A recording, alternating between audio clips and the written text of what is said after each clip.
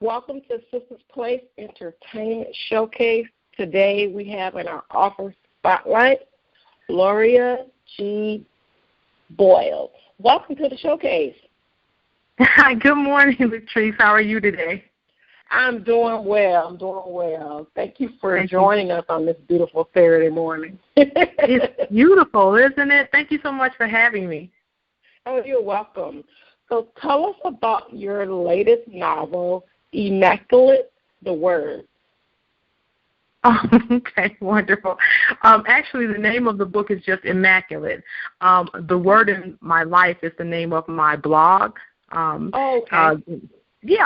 Immaculate is the second novel in a series. Okay, so this premise is taken from a story in the Bible where the people bring their children to Jesus to pray for them. Initially, his disciples tried to stop them from bringing the children forward, but Jesus rebuked the disciples and said, "Let them come unto me." And then he encouraged the children to bring their children forward so that he could bless them. Now, this series is my take on what happened to some of these children, what could have potentially happened to these children after that event. The Bible doesn't say what happened, but maybe, I feel just maybe something tremendous happened.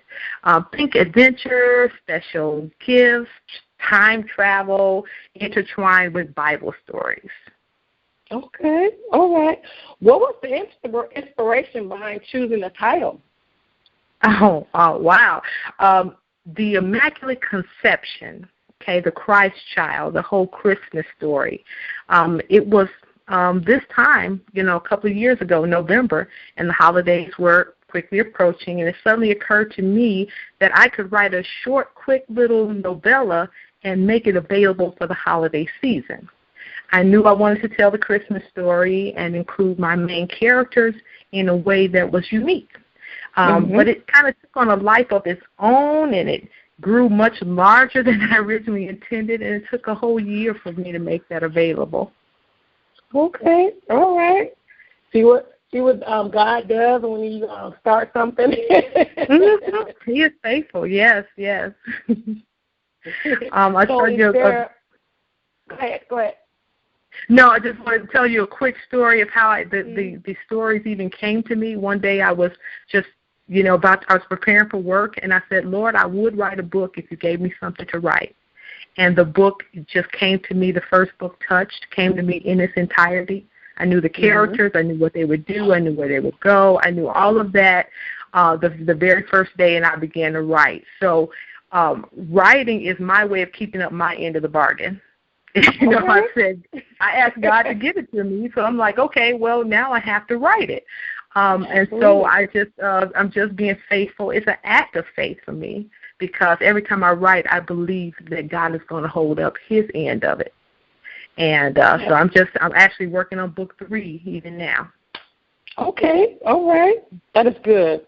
So is there a message that you'd like for your readers to walk away with after they've read Immaculate?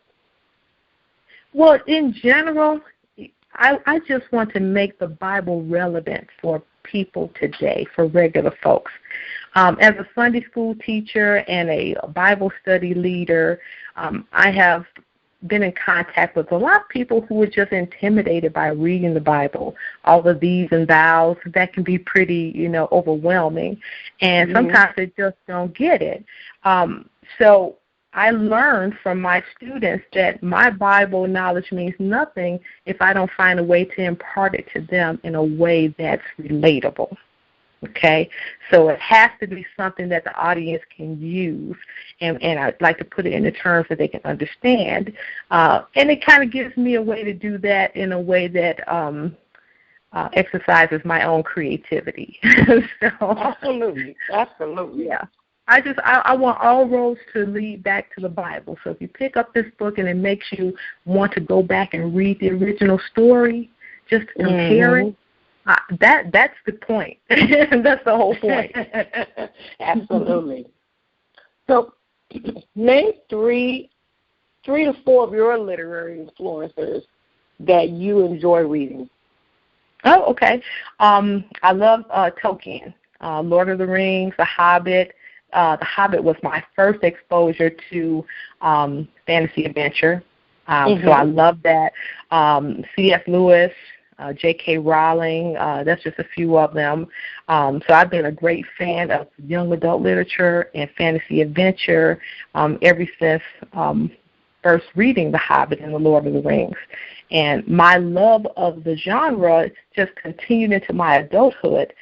Even my children know if you come across a great young adult fiction, give it to Mama. She'll read it. She loves it.